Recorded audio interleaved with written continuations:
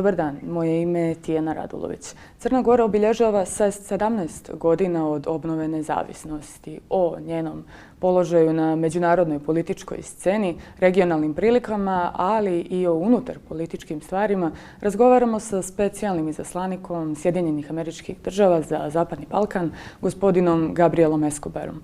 Mr. Escobar, thank you for Thank you, agreeing. Tijana.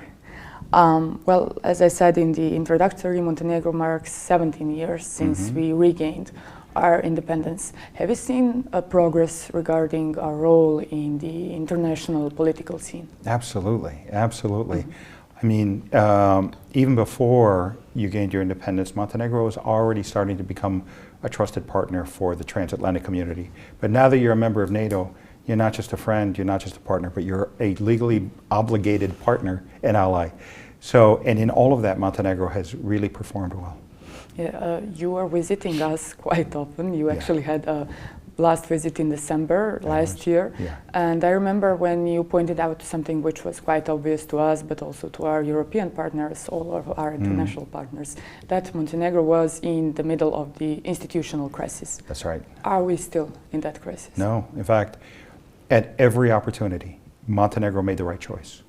So I think when you look at where we were in December, where we look at now, what I saw in December was a level of unprecedented pessimism. And now I see a level of hopeful optimism. And we share that optimism. So no, Montenegro is in a much, much better place than it was in December.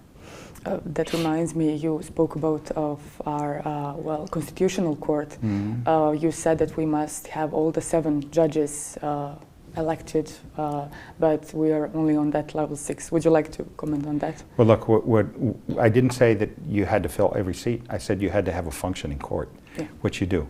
So you have a quorum. I think you should fill the 7th seat because it eliminates the possibility of a deadlock. But the reality is your court is now functioning, and that was our big concern back then. Big concern, actually it's not a concern, but something which is going on in Montenegro. We are having elections. We had, presidential elections. Now we're having parliamentary elections. I remember back then you said there was a possibility of Russian interference. Is that possibility still ongoing? It always is.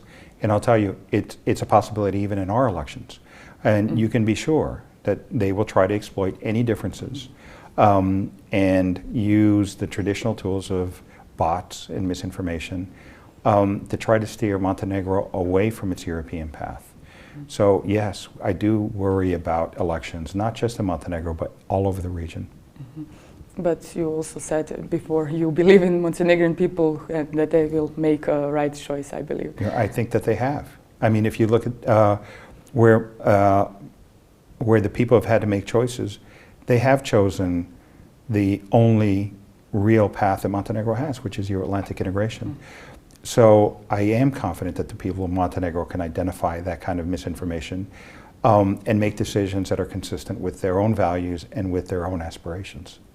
When they make that decision, when we form our governments, what are your expectations from that government? Well, we've been very clear about, first of all, we don't pick governments for NATO allies, but we do set expectations. And what I've said to everyone is that anyone who keeps Montenegro on its European path, that remains committed to Montenegro's NATO requirements, and is an ally in the fight against corruption can expect American support.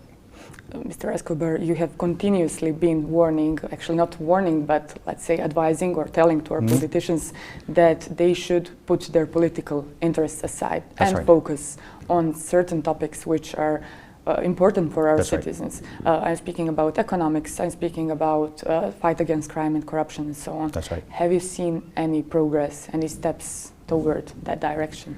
Well, look, I can say that if we listen to the new president's speech this morning, that the strategic vision that he laid out is one that is fully consistent with those values.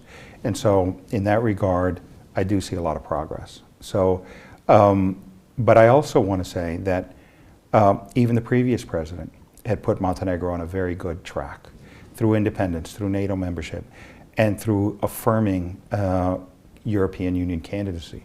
So I think that what we're seeing is a continuation of Montenegro choosing people who want to move to Europe, and we want to help you with that. One of current topics, even our new elected president is pro-open Balkans. I would like us to tackle a little bit of that issue. Well, you said previously that open Balkan is good when it's open, meaning all 6 states should join it. As equal members. Yes, as equal members, of course. So far, only 3 of them, if I'm right, have signed certain agreements in that initiative. Do you still see it as a good opportunity for Montenegro? No, what I see as an opportunity for Montenegro and for the region is economic integration. What I have said consistently, and I mean this, is that we will support any initiatives that bring the region closer to Europe, closer to each other, and open to all of them. So, in other words, as long as the Open Balkan is fully consistent with the Berlin process and fully open to the others, we don't see any reason to oppose it, and we support it.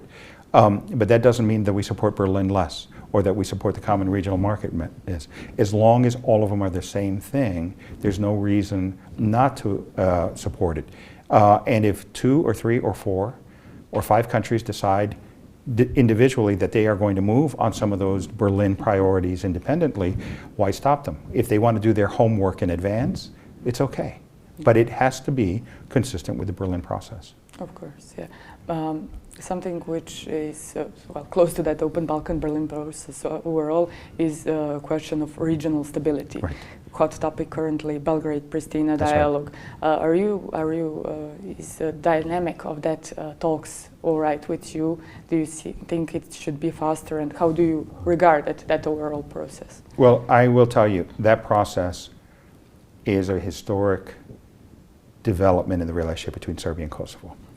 An agreement on normalization on European terms that creates a peaceful and stable and predictable relationship between 2 hostile neighbors is a huge accomplishment. It took a lot of political courage from both President Vučić and Prime Minister Kurti to get to that agreement. And by the way, it is a legally binding obligation. I hear people saying, well, they didn't sign, and therefore it's not legal. It is legal in every way.